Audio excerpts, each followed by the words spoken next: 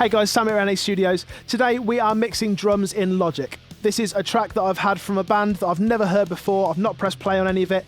I just want to show you my process and what I would do with a track that just came to me, as it were. I'm using all Logic standard stuff here. The band use Logic themselves and they wanted to see how they can apply the processing that I've done to their own mixes. I'm kind of just showing them what I can do, and then they're going to learn from that and take it onto their mixes. And I hope you can do the same thing. Make sure you subscribe to the channel, and let's get stuck in. Right then, so we can see what we're dealing with here. We've got kick, snare, rack, floor, two overheads left and right, guitar left and right, bass and vocals. The only thing that I have done here is I've changed the names of the tracks just because it means that I can see it a bit better, and I've changed the colours as well. I always have drums red and whatever. Whatever you like to do, you can do that. Let's take a listen though and see what we've got. First off though, I can see that the signal on the majority of stuff other than the bass and the vocals is fairly low. So I'm just going to select everything and then press Control, Alt and G. And this means that I can normalise the gain of everything. So you can do it to the collective selection, individual tracks. Individual regions is what I want to do here, so it will analyse each individual region and then take it up to my set value of -3. There's no real science behind that, it's just that I like to be able to have a visual representation of it as well. If you're running into guitar amp simulators, trigger plugins maybe, then having a low level is kind of a problem. And this is much better than putting a gain plugin on everything, because it just does it in one go. So you'll see these waveforms get far bigger. Cool, so they're all at -3 now. I'm just going to take a listen to, well, I'm going to go through each individual instrument. We're going to take a listen to the overheads first of all, but let's just bring the drums up and just see how they sound all together. Just the drums.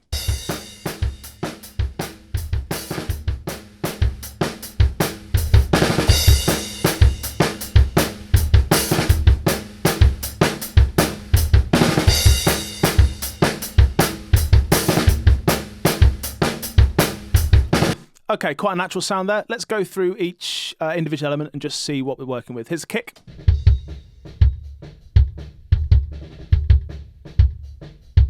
Okay, let's go to snare.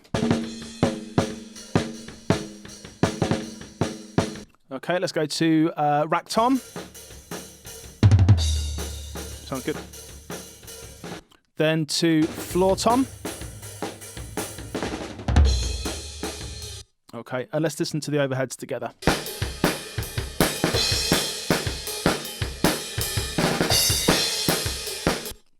Okay, so first of all, the things that have hit me are on the overheads. It sounds a little bit boxy. It sounds like it's got some kind of mid-range stuff in there that we're going to have to deal with. Doesn't sound quite as bright as I'd like it to. On the snare, we've definitely got some kind of ring there that we're going to have to deal with. Okay, the kick, it sounds like it's tuned kind of fairly low. We're getting a decent amount of slap there, but I think we can improve that.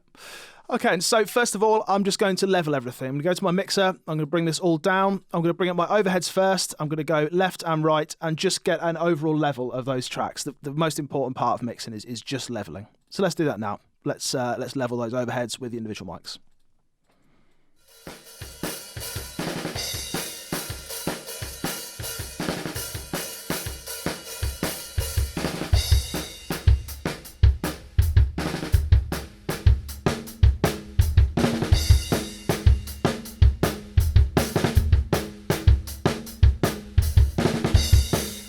Let's go to a section with toms.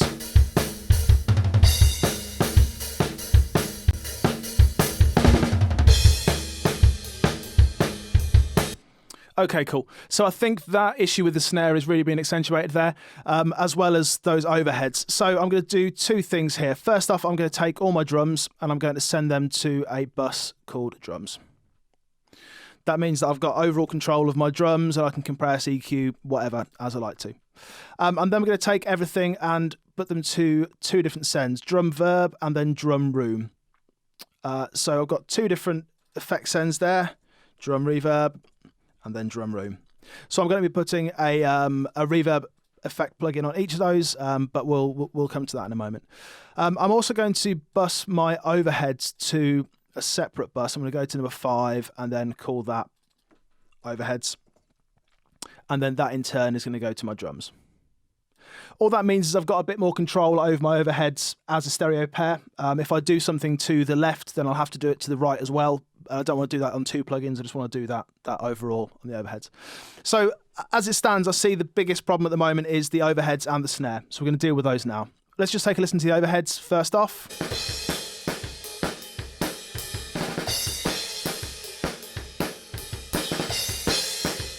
So we've got quite a small cymbal in the left and a bigger cymbal in the right, which makes me think it's probably panned from drummer's perspective. If they're a right-handed drummer, you tend to have your smaller crash cymbal on the left. That's fine, just something we need to take into account. There's some nastiness around this kind of area that I'm just going to take out. I'm going to go with a bit of a tighter cue there, and we're just going to sweep around until we get rid of that nastiness. It's a bit of a kind of honkiness, a bit of a nasal quality. Let's take a listen.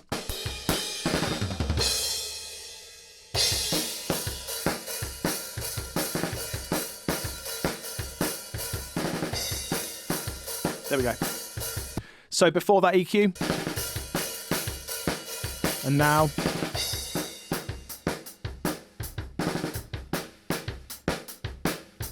It's just a little bit of a honkiness.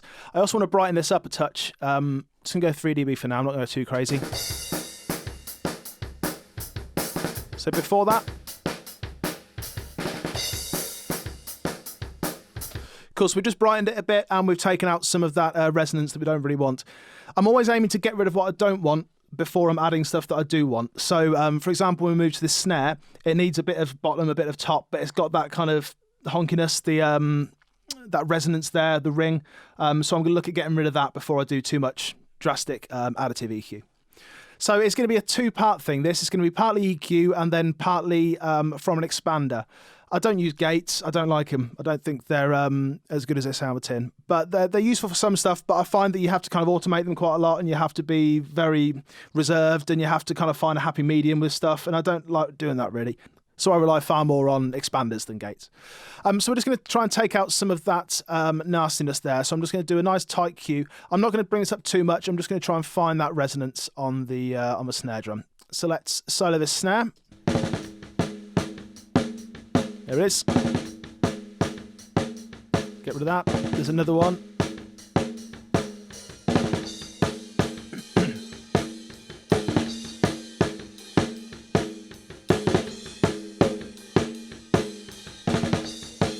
In that region somewhere. I just want to bring it down a little bit. I'm not aiming to completely get rid of it because it sounds to me like that resonance is kind of in the impact area of the drums as well. So we're going to leave that as it is for now, and then we're going to move on to an expander. So I've just done 2 EQ points there, just getting rid of what I don't want first. Let's go on to an expander then. I like expanders, especially the Logic expander. I think it's really, really good. Let's take a listen and just see what we can do with this. So an expander is like a compressor in reverse. It's kind of making the louder bits louder and the quieter bits quieter.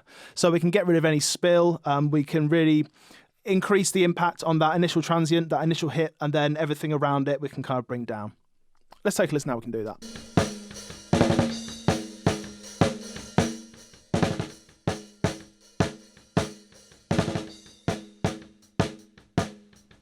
Cool, far more natural than a gate.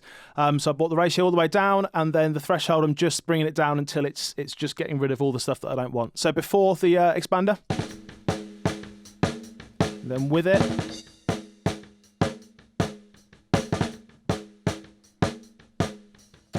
Cool, loads cleaner. So remember, we're just getting rid of what we don't want first. We're not aiming to process it too heavily, not willing to kind of get too much on there, just getting rid of a little bit of that nastiness to start off with. Let's do the same thing for the kick. So it's got some real subs there that I don't necessarily want. And it's got some kind of mid-range, low-mid woofiness. Yeah, around there. So before the EQ,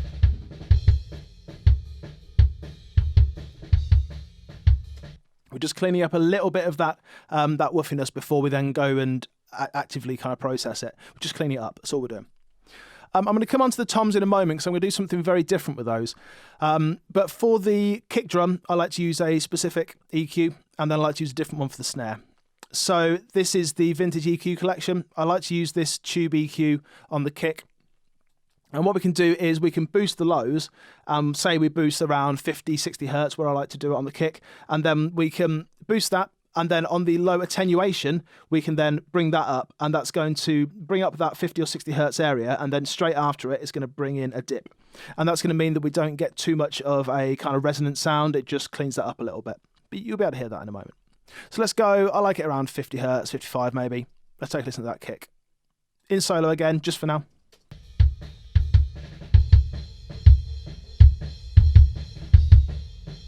Cool. So that's added a lot of weight to the sound, but it's not really helped with the blobbiness. It's kind of accentuated that blobbiness a bit. So we're going to listen to it again, and this low attenuation, turn that up, and you'll hear the weight remain, but the blobbiness will disappear.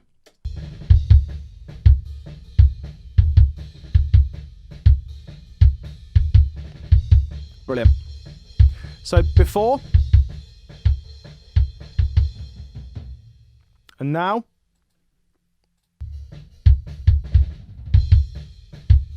Before.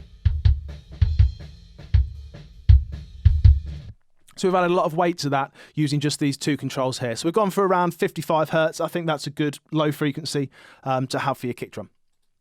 Let's take a listen to this snare now then, because we've cleaned up some of that nastiness, but we do want to accentuate some of the lows and a bit of the attack as well.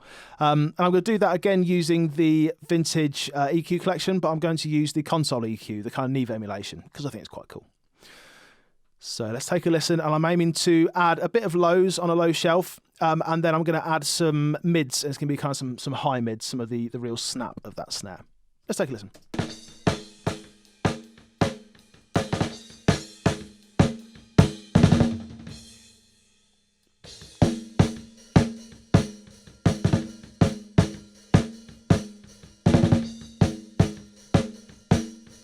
So we're adding a bit too much there, so we're kind of clipping. That's all right for now though. Let's move on to the high end. I'm going to go for around 6K and just add a bit of snap.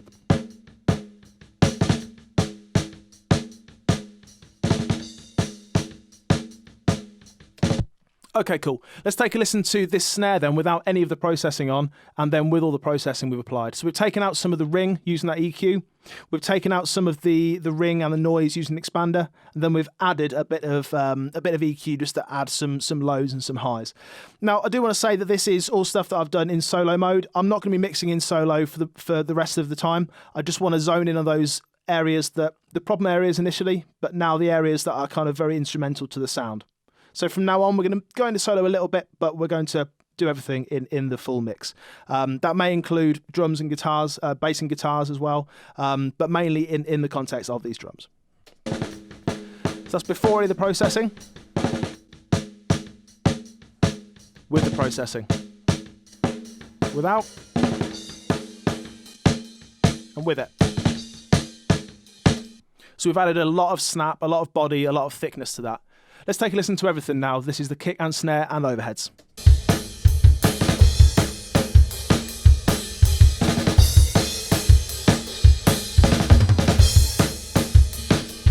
That's before any processing.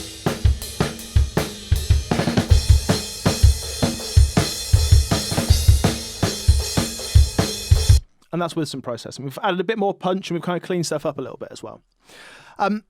We've brought up the level considerably though. So what I'd like to do is press Shift and A, which selects all of my audio tracks. And then I'm going to bring those down just a touch, just to around there. Because as we're adding EQ, we're adding relative level as well, which is not something we necessarily want to do.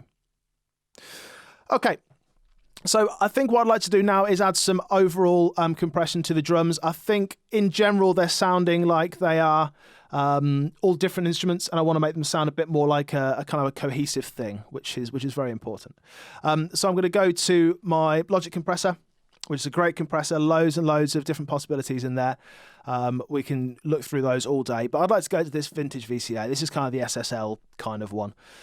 And just bring in some compression. Just see, I'm going to bring the ratio up to 3:1, and the attack is going to be 50 milliseconds. Release is going to be quite fast, and just see how we get on. We're just aiming to rein in some of these transients. So ratio 3:1 is going to be relatively smooth. It's not going to be too aggressive. We're going to bring the threshold down. We're not going to look at the needle moving too much because it's about the sound. We're about we want to work out exactly what it's all about without looking at it with our eyes too much. Let's listen.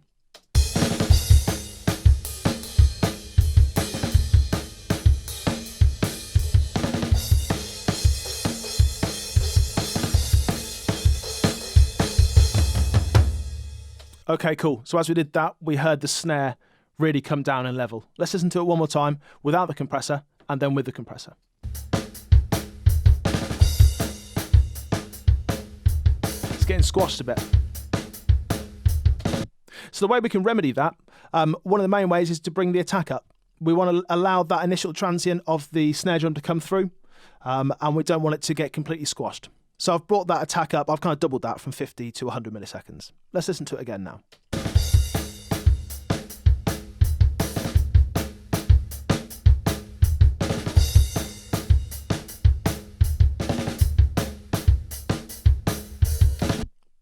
Cool. So although we were bringing everything together, making it a bit more cohesive, we were also knocking off some of that initial transient, which is not what we wanted.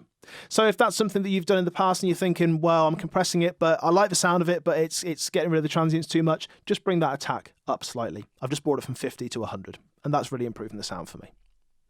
I'm also going to bring up the output gain because now we've kind of done that, the overall level is not quite what it was. Let's take a listen without and then with this output gain and see if we've leveled that off a bit more.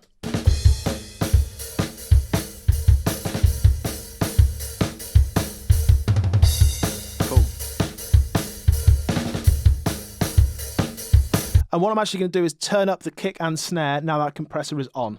They're always going to bring down the level of those initial transients, the kick and snare, but now that I've got that in place, I know where it lies and what it's going to sound like, so I'm going to bring up the kick and snare into that.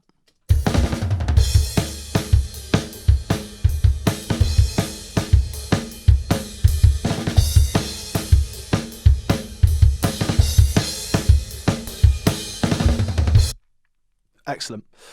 So the truth is, with drums like this, we've got a track that we want to sound amazing. We want to get that kind of professional sheen on it. But I think the tracks that we've got there, we're going to be chasing a tail a little bit. We've not got the kind of the amount of punch that we quite like from the snare and equally the kick, really. I'd like to introduce some samples that are just going to support those. We're not going to be replacing them completely. So we're going to find some drums, some kicks and snares that just help to support those. Not completely replace, just add what we're missing there. So we can do that in Logic by just selecting a region and compressing Control and D. So that's going to bring up our drum replacement module. So in this instance, it's a kick. We're just doubling. We're not going to be replacing. I find that whatever I put the threshold to here, it always gives me really low velocity MIDI notes. So just something to be aware of there. You do have to go into your MIDI notes. If anyone knows why that is, I'd love to hear it because it's well annoying. So if we go on trigger note, and we're just going to give it C1, which is like the standard kind of kick note. Kick, there we go. And then take a look at our threshold, just make sure that's getting all the drums in the way we want it to. It looks like it is. We can go back to that if we need to. So we've got a kick sample there. Brilliant. Now the samples that it often gives you straight away are pretty naff. Cool. So for a start, it sounds pretty rough, and we need to bring up the velocity on those. So I've just double-clicked the region, and it'll bring up my piano roll. I can select all of them, and you can see that velocity goes all the way down. So what I'm going to do is just bring that up to 127, and then watch, it snaps back down. That means that the highest note, it can't go above 127, so it's making the highest velocity 127, and then everything else is kind of coming down around it. So if we listen to this now, we'll hear that it's a lot louder. The MIDI notes are triggering harder samples.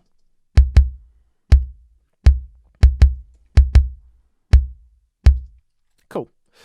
But the kick drum sounds naff. So let's see if we can find a better kick there. Let's just go through the ones that we've got. This is just sampler that opens up as standard. Nope.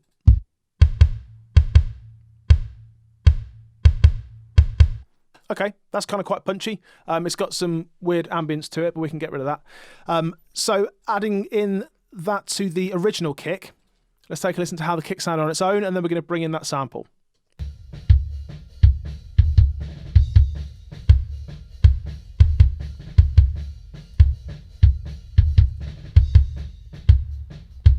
Cool. It's adding quite a lot of punch there, isn't it? We're not replacing it completely. Had we replaced it completely, it would sound like this,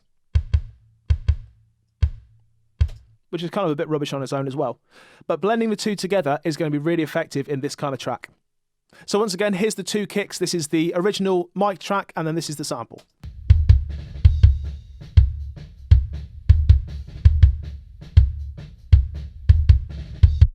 Cool, that's adding a lot of weight. I'd like to do a similar thing to the snare. I think that when we get to compressing and when we get to actually dynamically processing this, I think that that ring and the overall kind of lack of body of it is going to become an issue. So we're going to check the instrument as snare. We're going to just make sure that our MIDI notes are all triggering, so we can see we've got some notes here. We need to bring that down a little bit.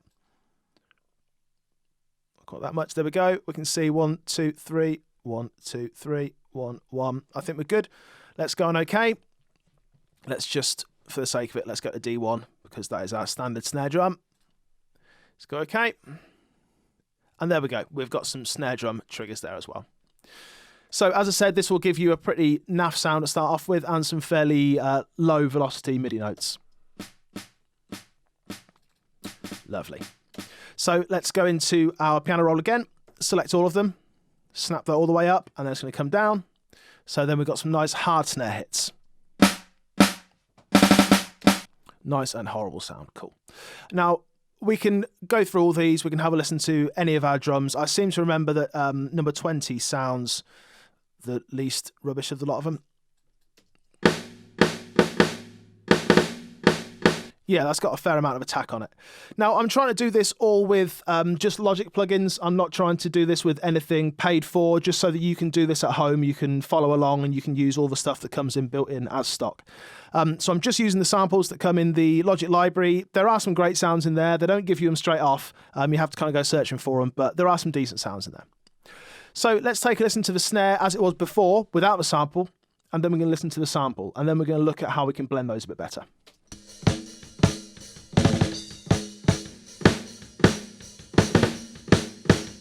Cool. Just the snare on its own.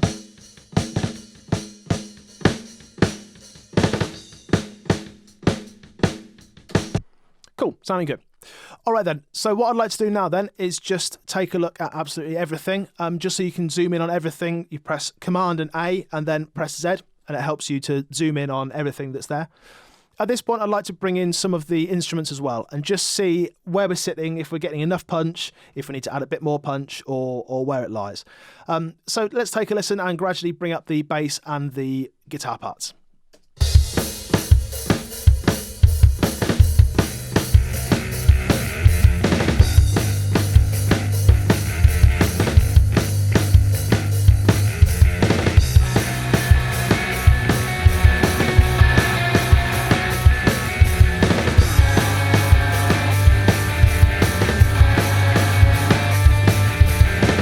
Okay, so we're not sounding too bad at the moment. We're getting a decent amount of punch, and we're kind of fitting in a lot better than we did in the first instance. I'm going to leave the vocals out for now, but I just want to look at some overall processing that we can do to these kick and snares to get them to just punch through just a little bit more.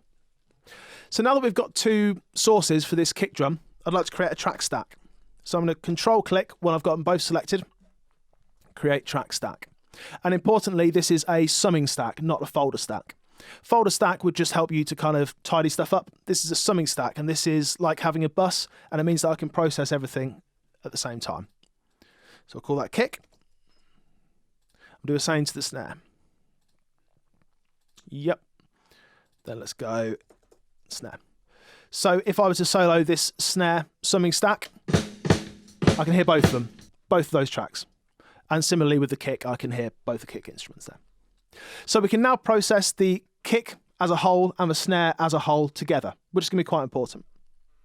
I'd like to bring some reverb into this so we can get kind of the overall ambience of the sound before we aim for that overall punch. I think the drums on the whole need to be a touch brighter as well. So on the main out of the drums, I'm just going to add an EQ. Let's just go for the stock EQ. It's as good as any. Let's just brighten that a touch. We're going to go for a really broad high shelf and just bring that up and just see what we can do.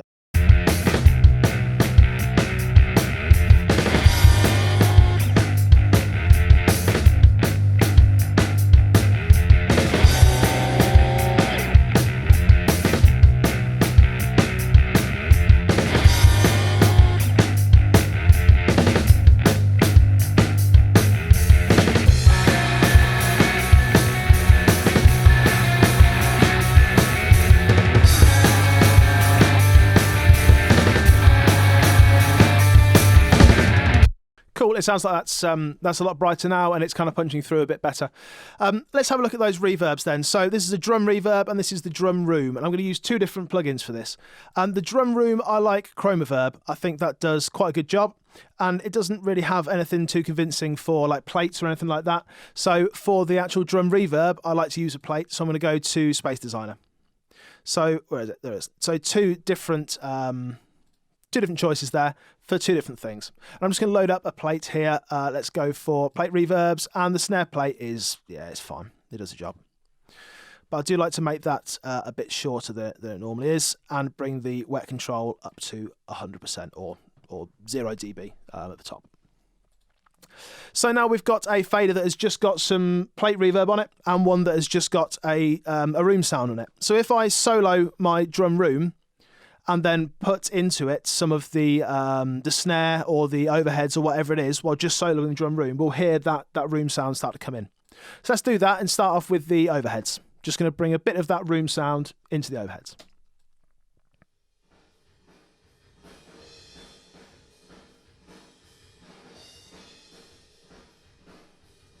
Okay, cool. So because before I didn't have the these track stacks set up, I need to create a new bus for those so that they're going to the track stack as well, which means that all of the snare and all of the kick, once I turn up the level on those stacks, is going to go into the reverb, or the room in this case. So I want to bring some snare into that room as well. Nice. Let's do the same with the kick.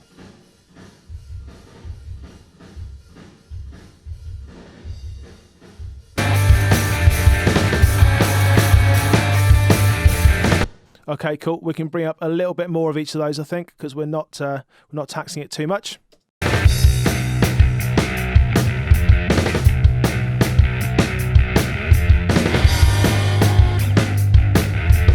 Yeah, we're just adding a nice element of cohesion there, just making it sound like they're all in that same space.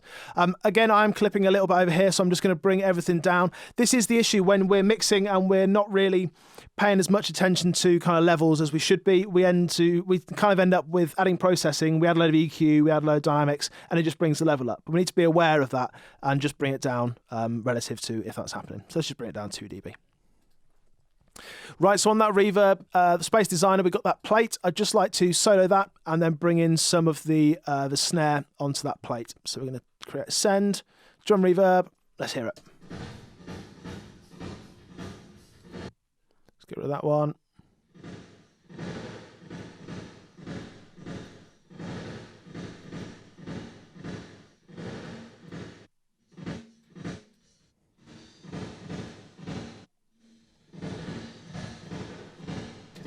Gotta love plate reverbs for sounding awful on their own. So what I'm going to do is I've sent a healthy amount of that into that plate reverb now. I'm going to listen to it, and I'm just going to bring up that plate reverb and just see when it kind of sits at the right level. So I'm going to listen to the drums now, listen to the reverb on that snare, and just start to hear when it starts to take effect.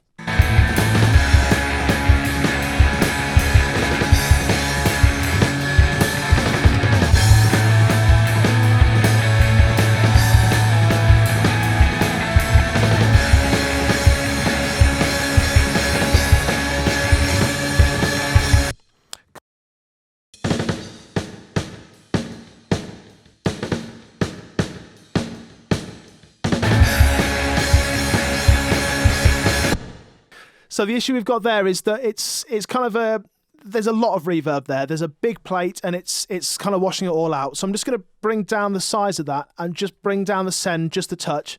We may take a look again at that in a little bit, but right now I'm kind of focusing on the punch of the drums. I've got a bit of the ambience there now, and I really want to take a listen to getting those as punchy as they can be. So let's take a listen and kind of assess that punchiness, hear where we need some more punch and where we think we've got enough.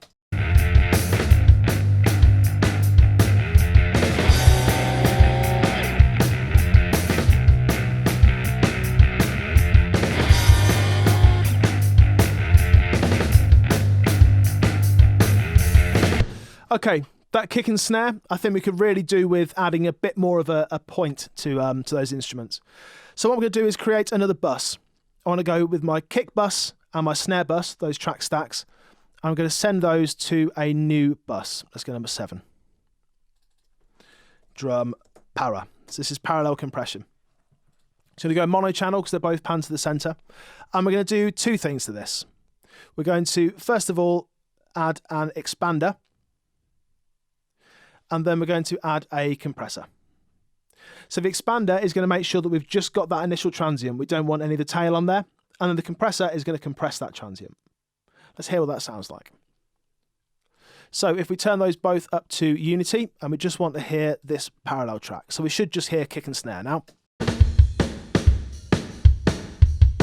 Excellent. And we want to tighten these up as much as possible. So let's bring that ratio all the way down, the threshold, until we start to see enough.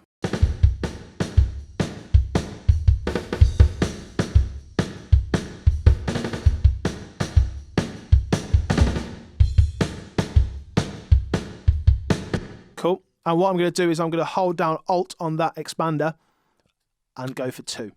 So I want twice the expansion.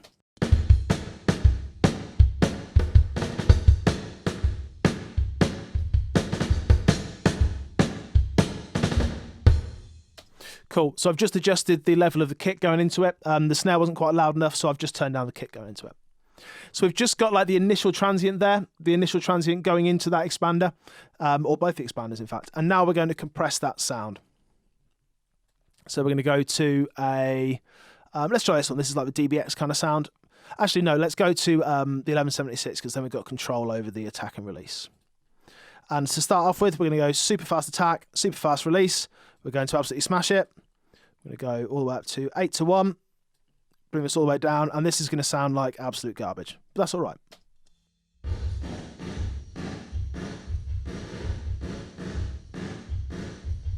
So the reason that we've got just that kind of reverb sound is because we're smashing the initial transient. Just for the sake of this, let's mute the rooms and the reverbs and everything just so we can't hear that, so we can just hear the really compressed sound here. Nice. Let's take a look at the graph. And we are absolutely annihilating that. So what we want to do now is just bring up that attack so that we can start to hear those initial transients. Let's do that now.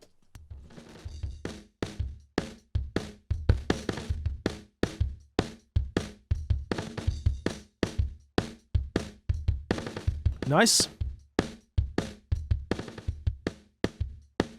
And I'm just going to let that release breathe just slightly. I don't want it to be completely as fast as it can possibly be. I'm just going to bring that up a little bit and we'll start to hear a bit more of the actual sound of the drum come in.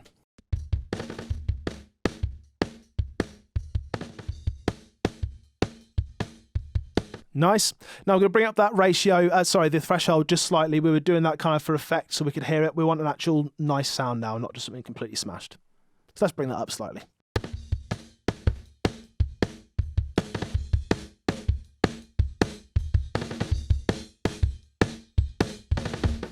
Nice and dirty. So what we want to do then is we want to bring that into the mix as just like a punch fader.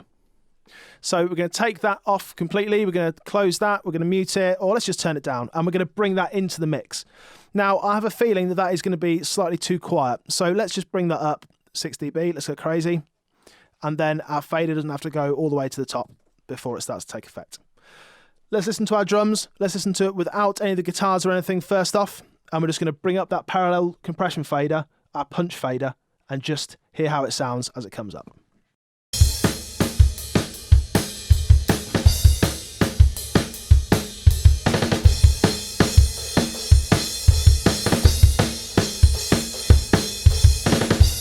So that's without it.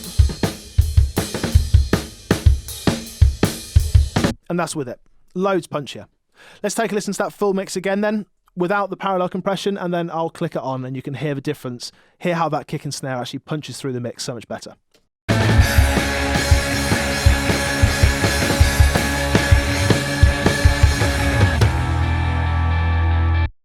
Loads better.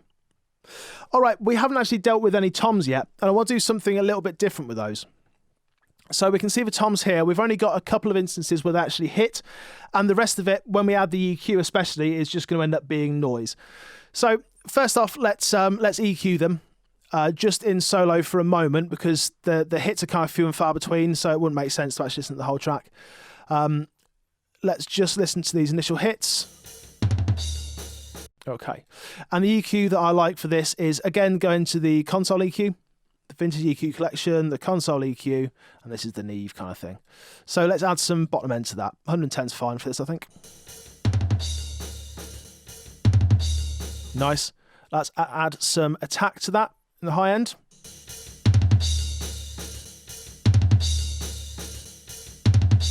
Cool. Let's do the same thing to the floor tom. So we're just adding a little bit of body, a little bit of low end, and then we're adding some attack to it as well using that high end EQ.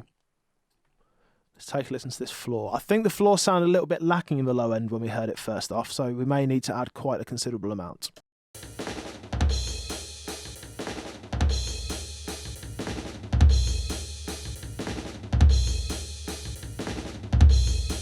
Nice. Let's add some tops to that as well to get a bit of slap.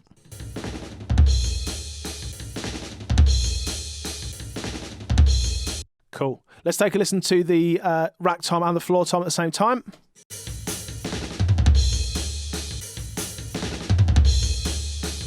Let's take a listen without the EQ.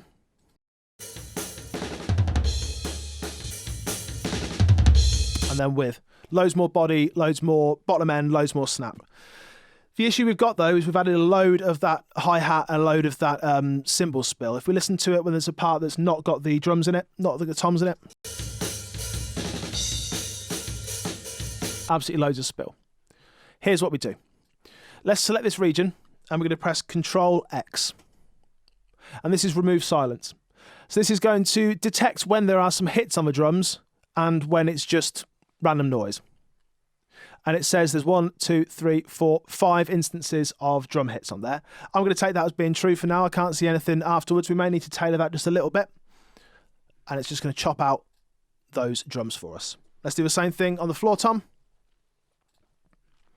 Now let's take a listen to those. Now we're probably going to need to tailor those just slightly. Just the tail ends, maybe, the fades. Let's take a listen to them. Yeah, so you can hear we need to get rid of that fade at the end there, the cymbal. I think they might have missed the tom there as well. There we go. Yep. So what we can do there is we can just take a look at the end of it. You can see this is the cymbal here. We can just tuck it in a little bit and we can just bring a fade in there. To bring up that fade dialogue, I've just pressed T and then I've pressed A on my keyboard, which is the fade tool. Excellent. T and T to go back to our pointer tool. Perfect. Let's take a listen to it in the mix. Need to bring up that rack tom a touch, I think. Let's bring them both up. Why not? Go crazy.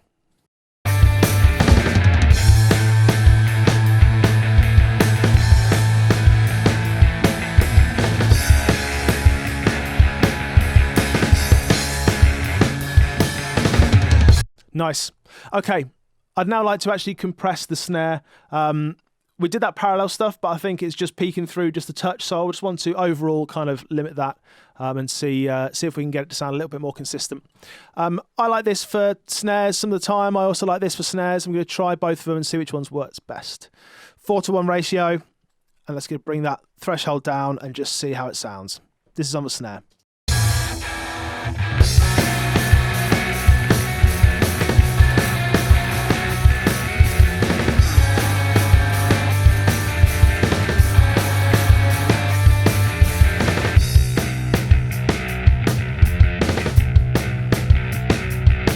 Nice. So all I've got on here is 3 controls. I've got threshold, ratio, and makeup gain. I'm not touching the makeup gain.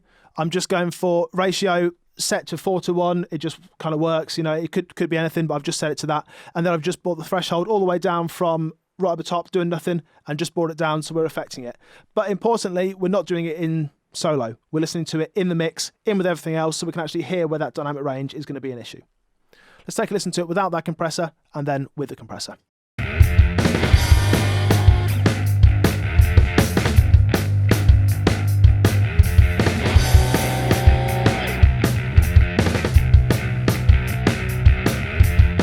Nice. So that's just shaving off that peak, just a touch.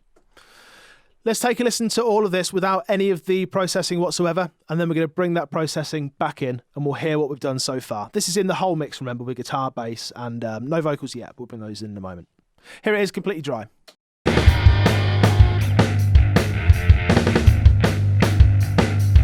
And then with all the drum effects as well, the room and the kit and the reverb.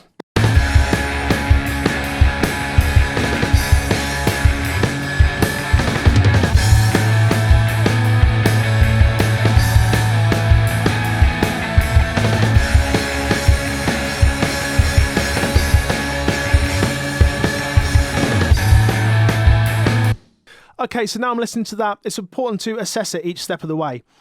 Now I'm listening to that, I feel like we've still got a little bit of that nastiness in the overheads, and I feel like we could get a bit more roominess to it. I don't think we need to send more to the room. I think we just need to affect that room reverb just a touch. So first off, as I said, let's get rid of what we don't want before we add what we do want. Let's listen to everything in the context of it and see if we can get rid of some of that nastiness in the overheads.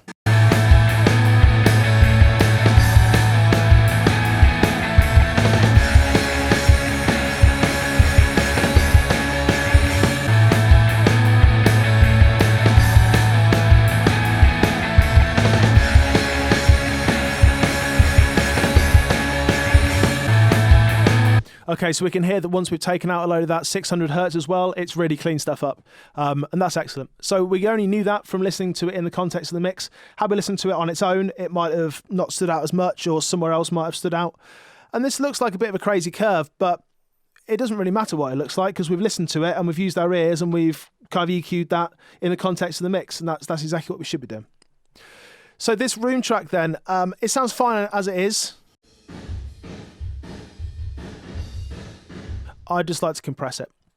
I'd like to just bring up some of that roominess, and I think we're going to get more of the tail and more of the overall sound of it. So I like the this Focusrite kind of emulation for this. Let's go again, around 4:1. Why not?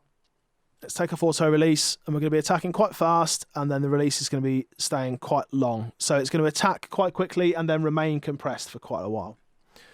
Threshold all the way up, and let's bring it down as we're listening to it.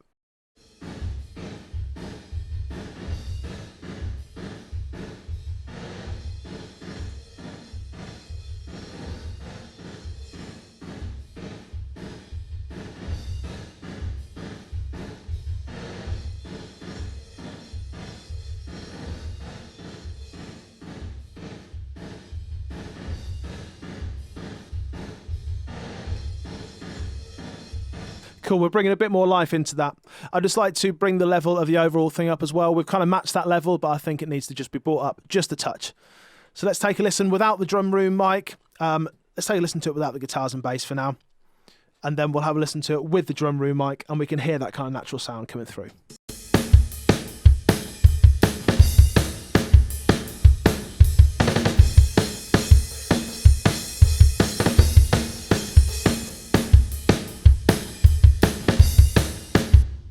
Much more natural. So what I like to do here is, now that we've kind of got all the actual tones right, because we're dealing with a very small mix, I'd actually like to take everything down and just rebalance everything. Balance is such an important part of mixing that I think it's worth revisiting now that you've got all your processes right. So bus tracks, the snare here, I'm going to alt click and bring that up to 0. And I'm just going to re-level these just now we've got all that processing on, and just see where we stand. Start with the overheads. Buses up.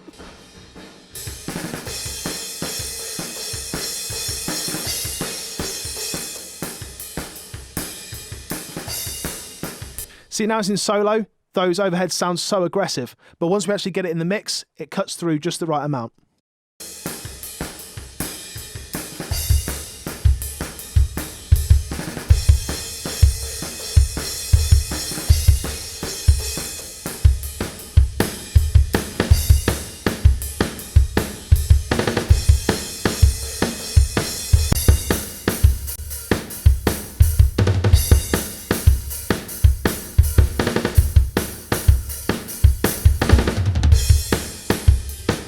So I think we've got some missed triggers there. Sometimes when you have these triggers on, when you've got the sample track, you can have bits that aren't actually the track that you're triggering. For example, here, you can see that all that bleed that was coming through from the toms, it's on the snare channel, and it's just all coming through onto there. So we can just get rid of that, and that will clean it up a lot. One there.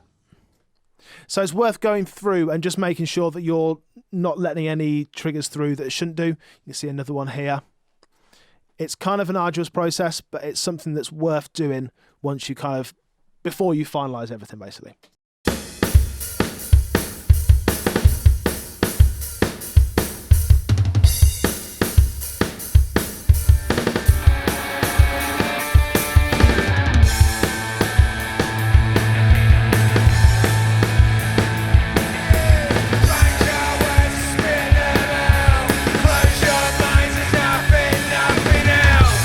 Cool, we've got quite a few more triggers there. Blimey, it's not done very well here, is it?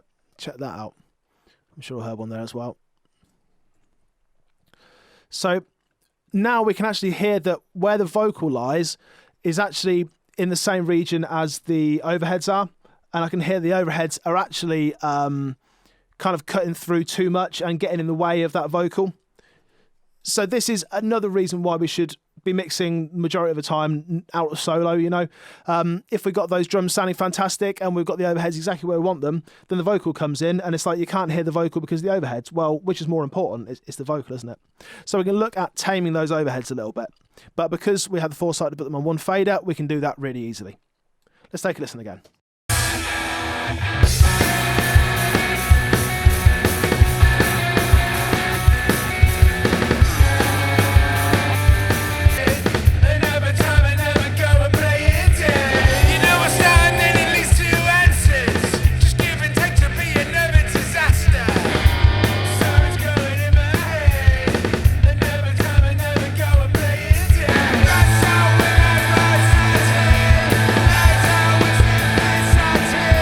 Okay, cool. I think we've cleaned that up a little bit just by bringing the overheads down.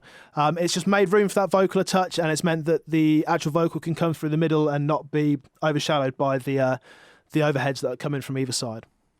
So now let's take a listen to it without any processing whatsoever, and then we'll put on all the processing that we had before, all the buses, all the reverbs, parallel compression, everything, and see exactly what we've done to it.